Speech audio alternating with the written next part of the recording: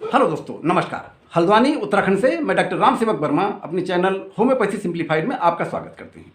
दोस्तों, आज के इस एपिसोड में बात करते हैं हर्पीज सिम्प्लेक्स के बारे में। हर्पीज सिम्प्लेक्स को जेनाइटल हर्पीज भी कहा जाता है। ये एक तरह का कॉमन सेक्सुअली ट्रांसमिटेड डिजीज है जो सेक्सुअल एक्टिविटीज़ के कारण ही एक दूसरे पार्टनर को होती है।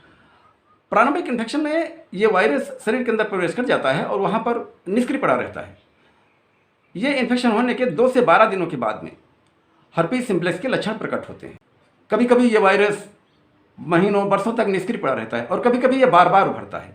जब ये उभरता है तब ये मुंह या मुंह के आसपास, मुंह के अंदर और जेनाइटल एरिया में खुजली, जलन और दर्द पैदा करता है। और कभी कभी ये जो वायरस है ये बिल्कुल भी लक्षण प्रकट नहीं करता, यानी असिम्प्टोमेटिक रहता है।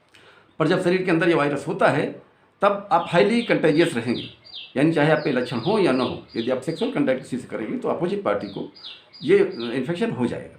यदि आप ओरल सेक्स, वेजाइनल सेक्स या एनल सेक्स करते हैं तो mucous membrane to mucous membrane contact से ये वायरस फैलता है। इसमें जो लक्षण आएंगे, लक्षणों के बारे में जरा बात करते हैं। जब हर्पीज सिम्प्लेक्स का जो संक्रमण है इसका आउटबर्स्ट होता है तब शुरू में फ्लू लाइक लक्षण आएंगे। इसे मुंह और होठों के आसपास या जेनाइटल एरिया में खुजली, दर्द और जलन हो सकती है। वहाँ पर पानी भरे हुए लाल या सफ़ेद ब्लिस्टर्स उभर सकते हैं, यानी छाले उभर सकते हैं, फफोले उभर सकते हैं। जब ये ब्लिस्टर्स यानी छाले फूटते हैं तब इनसे निकलने वाला जो पदार्थ है ये भी हाईली कंटेजियस होता है। ये पदार्थ यदि किसी को लग जाता है तो उसे भी ये इन्फेक्शन हो सकता है, या ये पदार्थ आपके शरीर में, इन्फेक्टेड आदमी के शरीर के दूसरे हिस्सों में लग जाएगा तो वहाँ पर भी छाले उभर सकते हैं। ये छाले फूटने के बाद में वहाँ पर अल्सर्स डेवलप हो जाते हैं, यानी घाव डेवलप हो जाते हैं। धीरे धीरे घाव भरते हैं। इन अल्सर्स में भी काफ़ी दर्द, जलन और खुजली महसूस होती है। पेशाब करने में बहुत दर्द होता है। धीरे धीरे ये अल्सर सूखने लगते हैं और ये अल्सर सूखने के बाद में बिना कोई निशान छोड़े अपने आप ये ठीक भी हो जाते हैं। पर इसका आउटबर्स्ट समाप्त होने के बाद भी वहाँ पर खुजली, दर्द और जलन बनी रहती है, यानी पोस्ट हर्पेटिक न्यूरालजिया बना रहता है। जब भी ये इन्फेक्शन होगा फ्लू लाइक लक्षण आएंगे, यानी सर्दी जुकाम हो सकता है, बुखार हो सकता है, सिर दर्द और बदन दर्द हो सकता है।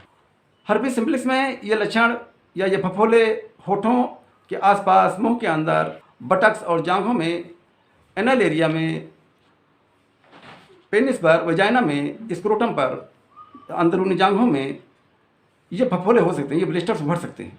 ये बीमारी होती सेक्सुअल कंटैक्ट से ही है, यानी mucous membrane to mucous membrane contact से होती है। म्यूकस मेम्ब्रेन का मतलब है हमारे शरीर में जितने भी आउटलेट्स हैं उनमें सब में गीली स्किन होती है। जैसे मुंह के अंदर गीली स्किन होती है, नाक में, आँखों में, एनस में या जेनाइटल्स में, इनमें गीली स्किन होती है। जब भी गीली स्किन से गीली स्किन का कंटैक्ट होगा ये वायरस फैलेगा, यानी चाहे वो ओरल सेक्स हो, एनल सेक्स हो या वजाइनल सेक्स हो, इनमें ये बीमारी फैलेगी। अगर एक इसमें का पार्टनर संक्रमित है तो दूसरे को भी संक्रमित कर देगा। दोस्तों, ये हर्पीज सिम्प्लेक्स जो बीमारी है 2 तरह की होती है। HSV1 यानी हर्पीज सिम्प्लेक्स 1 वायरस के कारण और HSV2 हर्पीज सिम्प्लेक्स वायरस 2 के कारण। हर्पीज सिम्प्लेक्स 1 यानी HSV1 में जो संक्रमण होता है वो मुंह या मुंह के आसपास, मुंह के अंदर, इसमें छाले, फफोले उभरते ही तेज जलन, खुजली और दर्द होता है। ये संक्रमण mucous membrane to mucous membrane contact से ही होता है, यानी सेक्सुअल एक्टिविटीज़ में डीप किस से, ओरल सेक्स से। जब भी ये इस mucous membrane to mucous membrane contact होगा ये बीमारी फैलेगी अगर इसमें से एक पार्टनर संक्रमित है। HSV2 में ये संक्रमण, HSV2 का मतलब है हर्पीज सिम्प्लेक्स वायरस 2, ये संक्रमण जेनाइटल एरिया में होता है। ये भी हाईली कंटेजियस बीमारी है। भले ही दूसरे पार्टनर को, यानी जो संक्रमित पार्टनर है उसमें हर्पीज सिम्प्लेक्स वायरस 2 के लक्षण न दिखाई दे रहे हैं, पर जब भी ये सेक्सुअल कंटैक्ट होगा, यानी mucous membrane to mucous membrane contact होगा, ये बीमारी फैलेगी। ये जो HSV2 वायरस है ये शरीर के अंदर ही जिंदा रह सकता है, शरीर के बाहर जिंदा नहीं रह सकता। यानी जो संक्रमित व्यक्ति है इसके द्वारा इस्तेमाल किए गए कपड़े, बिस्तर, साबुन, टॉयलेट, या जो संक्रमित आदमी है उससे हाथ मिलाने में, उसके साथ काम करने में, उसके साथ खाना खाने में, उसके साथ खेलने में या उसके साथ सोने में ये बीमारी नहीं फैलती। ये बीमारी फैलेगी तभी जब mucous membrane to mucous membrane contact होगा। इस बीमारी में जेनाइटल एरिया में, यानी पेनिस पर, वजाइना में, बटक्स पर, इनर थाइज में, स्क्रोटम पर ये पानी भरे हुए छाले उभरते हैं जिनमें तेज जलन और खुजली होती है। ये बीमारी पूरी तरह से कभी ठीक नहीं होती, यानी ये छाले भर जाने के बाद में भी, फफोले सही हो जाने के बाद भी ये वायरस बना रहता है जो हमारी नर्व्स में छुप जाता है और मौका देखते ही ये हम पर संक्रमण फैलाता है। यानी जब भी हमारी इम्यूनिटी कमजोर होगी ये हमें संक्रमित करेगा। जेनाइटल हर्पीज पुरुषों की अपेक्षा महिलाओं में ज़्यादा होता है और पुरुषों द्वारा महिलाओं में बहुत आसानी से ट्रांसमिट भी हो जाता है। ये बीमारी उन्हें ही होती है जिन्हें एक से ज़्यादा सेक्सुअल पार्टनर्स हों। इससे बचाव का सिर्फ एक ही तरीका है कि सुरक्षित सेक्स करें। यदि ये ब्लिस्टर्स, यदि ये जो छाले हैं, ये पानी भरे हुए फफोले हैं, ये शरीर कमर के ऊपर के किसी आउटलेट पे हैं, यानी मुंह के आसपास, आंखों के आसपास हैं या मुंह के अंदर हैं, तब इसे HSV1 का वायरस का संक्रमण कहा जाता है, यानी हर्पीज वायरस 1 का संक्रमण कहा जाएगा। और यदि कमर के एरिया में है तब इसे हर्पीज वायरस 2 यानी HSV2 का संक्रमण कहा जाता है। ये दोनों वायरस, चाहे ये HSV1 हो चाहे HSV2 हो, ये शरीर के अन्य हिस्सों में नहीं होते। ओरल सेक्स, वेजाइनल सेक्स या एनल सेक्स के माध्यम से ही, यानी सेक्सुअल कॉन्टैक्ट से ही ये वायरस एक दूसरे में फैलता है। दोस्तों, अब इसमें बात करते हैं कि इसमें कौन सी होम्योपैथी दवाइयाँ हैं जो इस बीमारी को ठीक करने में सक्षम है।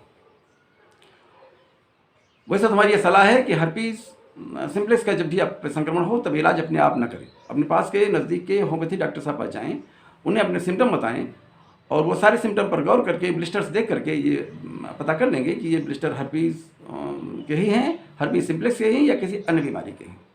और आपके सारे सिम्टम्स पर गौर करके और ब्लिस्टर्स को कंफर्म करके वो जो आपको दवाइयाँ देंगे वो उचित होंगी।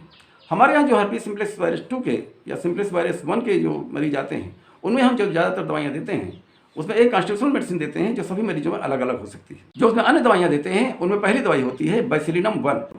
इस दवा की केवल एक ही खुराक दी जाती है शुरू में। इसमें अगली दवा है हिपरसल्फ 30।